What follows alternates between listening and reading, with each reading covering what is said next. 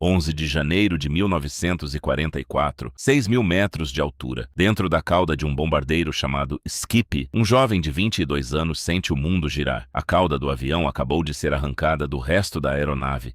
Ele está caindo, sozinho, preso entre duas metralhadoras e centenas de cartuchos de munição. E não há um paraquedas em suas costas. As palavras dele, anos depois, foram exatamente estas. Eu estava rezando. Dizia a mim mesmo, em mais alguns minutos, estarei morto. Só que James Rayleigh não morreu. E o que aconteceu nos próximos 15 minutos desafia tudo o que você imagina ser possível. Esta é a história real do único homem que caiu quase 4 milhas do céu, sem paraquedas, e viveu para contar. Antes de continuar, se você gosta de histórias reais que parecem ficção, se inscreve no canal agora, porque é exatamente isso que a gente conta aqui. Histórias que aconteceram de verdade, mas que ninguém te contou. Para entender o tamanho do que Rayleigh sobreviveu, você precisa entender onde ele estava. Estamos no inverno de 1944. A Segunda Guerra Mundial está no auge, e os aliados precisam destruir a infraestrutura nazista em território ocupado. James Rayleigh era o atirador de cauda, a posição mais isolada e mais perigosa de todo o bombardeiro. Um espaço minúsculo,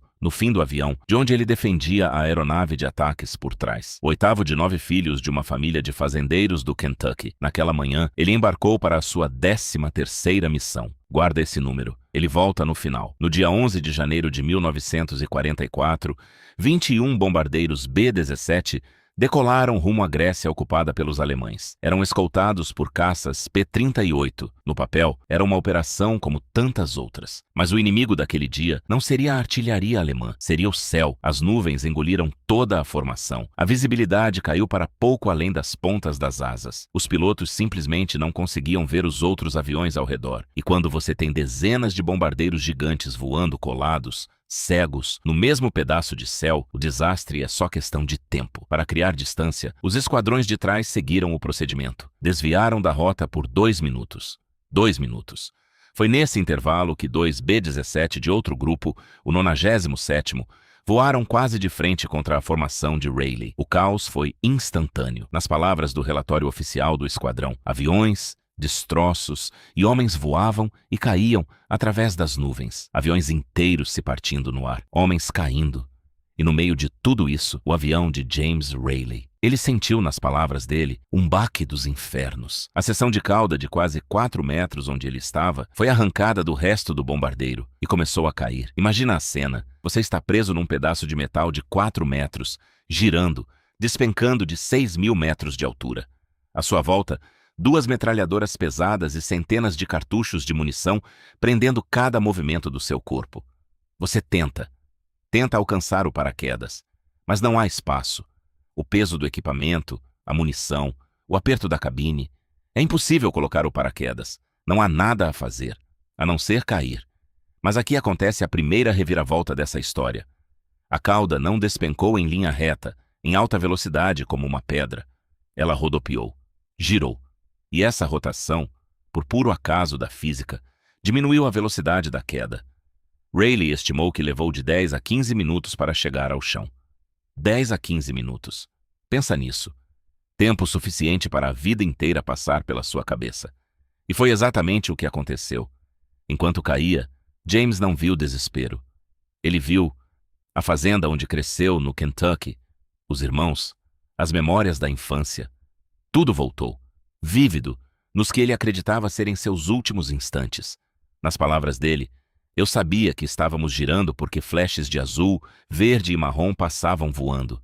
Azul do céu, verde e marrom da terra, cada vez mais perto. E então, o impacto. Silêncio.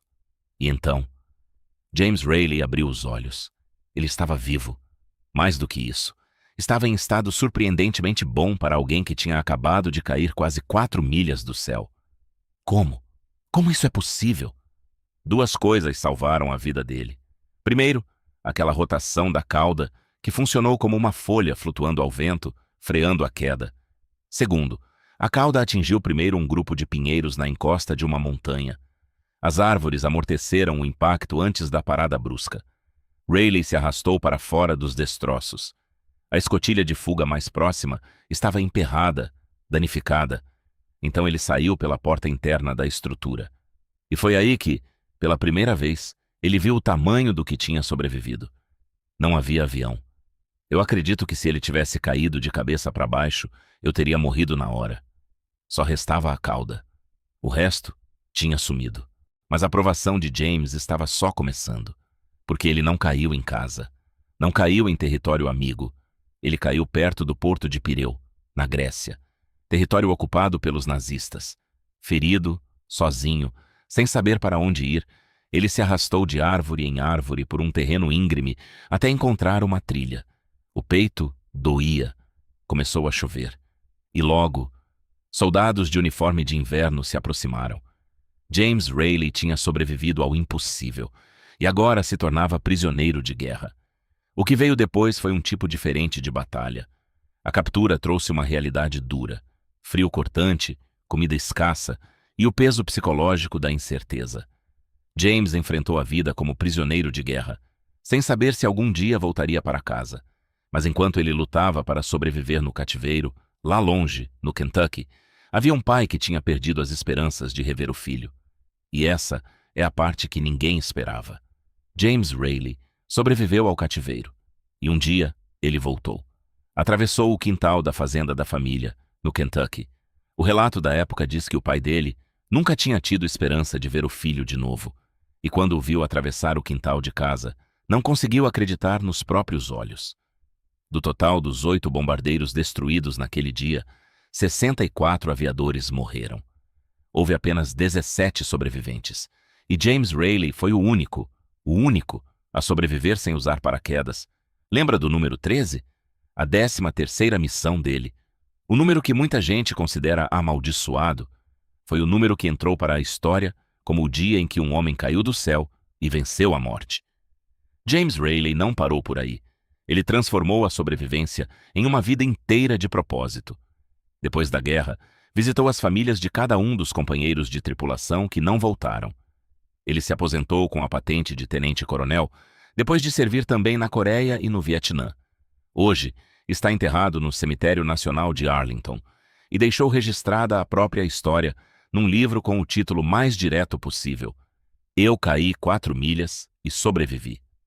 Às vezes a linha entre a vida e a morte é tão fina quanto um galho de pinheiro numa montanha distante. James Rayleigh atravessou essa linha e viveu para contar. Se essa história te prendeu do começo ao fim, faz uma coisa por mim. Se inscreve no canal e ativa o sininho. Toda semana eu trago uma história real que parece impossível, mas que aconteceu de verdade. E me conta aqui nos comentários, se você estivesse naquela cauda, caindo por 15 minutos, no que você pensaria? Até a próxima.